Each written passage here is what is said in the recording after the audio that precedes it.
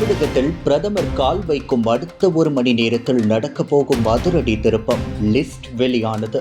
தமிழகத்திற்கு பல்வேறு வளர்ச்சி திட்டங்களை கொண்டு வரும் முக்கியமான நிகழ்வாக பிரதமர் நரேந்திர மோடி அவர்களின் தமிழ்நாடு பயணம் பார்க்கப்படுகிறது. திருச்சிராப்பள்ளி நகரில் நடைபெறும் நிகழ்ச்சிகள் சுமார் 5650 கோடி மதிப்பிலான பல்வேறு திட்டங்கள் துவக்கி வைக்கப்பட உள்ளன. இந்த திட்டங்கள் எரிசக்தி, தொழில்துறை, சாலை வசதி மற்றும் ரயில் சேவைகள் போன்ற பல துறைகளை உள்ளடக்கியதாக இருக்கின்றன. இதனால் தமிழகத்தின் பொருளாதார வளர்ச்சிக்கும் பொதுமக்களின் தினசரி வாழ்க்கைக்கும் நேரடி பலன் கிடைக்கும் என மத்திய அரசு வட்டாரங்கள் தெரிவிக்கின்றன. இதில் முக்கியமாக நீலகிரி மற்றும் ஈரோடு மாவட்டங்களில் நகர எரிவாயு விநியோக அமைப்பை அமைக்கும் பெரிய திட்டம் அறிவிக்கப்பட்டுள்ளது. சுமார் 3680 கோடி முதலீட்டில் இந்த திட்டத்தை பாரத் பெட்ரோலியம் கார்ப்பரேஷன் லிமிடெட் நிறுவனம் செயல்படுத்த உள்ளது. இந்த திட்டத்தின் மூலம் 8.8 லட்சத்திற்கும் மேற்பட்ட வீடுகளுக்கு நேரடி இயற்கை எரிவாயு வழங்கப்பட உள்ளது. இதனால் எல்பிஜி சிலிண்டர் வரிசையில் நிற்க வேண்டிய அவசியம் குறைவது மட்டுமல்லாமல் பொதுமக்களுக்கு எரிவாயு செலவிலும் சேமிப்பு கிடைக்கும் என தெரிவிக்கப்படுகிறது.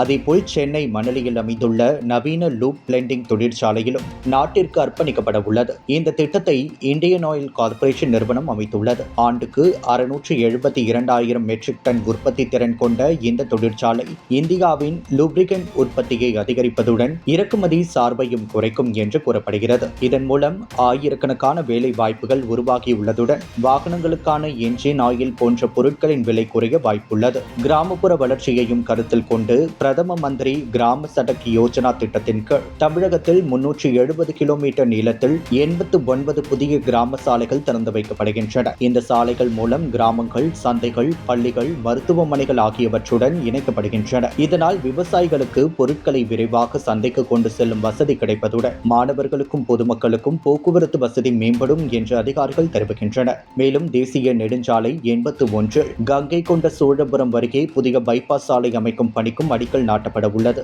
இதனால் திருச்சி, அரியலூர் பகுதிகளில் போக்குவரத்து நெரிசல் குறையவும் வாகனங்கள் வேகமாக பயணிக்கவும் வாய்ப்பு உருவாக்கும். அதோடு தமிழகத்தை அண்டை மாநிலங்களுடன் இணைக்கும் வகையில் 5 புதிய ரயில் சேவைகளும் துவக்கி வைக்கப்பட உள்ளன. இதில் 2 அமிர்த் பாரத் எக்ஸ்பிரஸ் ரயில்களும் இடம்பெறுகின்றன. இந்த புதிய ரயில் சேவைகள் மூலம் வேலைக்காகவும் கல்விக்காகவும் பயணிக்கும் மக்களுக்கு மலிவான மற்றும் வசதியான போக்குவரத்து கிடைக்கும் என கூறப்படுகிறது. மொத்தத்தில் பார்க்கும்போது எரிசக்தி, தொழில், சாலை மற்றும் ரயில் இணைப்பு போன்ற துறைகளில் தமிழகத்திற்கு பெரும் முன்னேற்றத்தை கொண்டு வரும் திட்டங்களாக இவை பார்க்கப்படுகின்றன. இந்த திட்டங்கள் முழுமையாக செயல்படுத்தப்பட்டால் பொதுமக்களின் வாழ்க்கை தரம் உயர்வதுடன் மாநிலத்தின் பொருளாதார வளர்ச்சிக்கும் புதிய வாய்ப்புகள் உருவாக்கும் என அரசியல் மற்றும் தொழில்துறை வட்டாரங்கள் மதிப்பிடுகின்றன.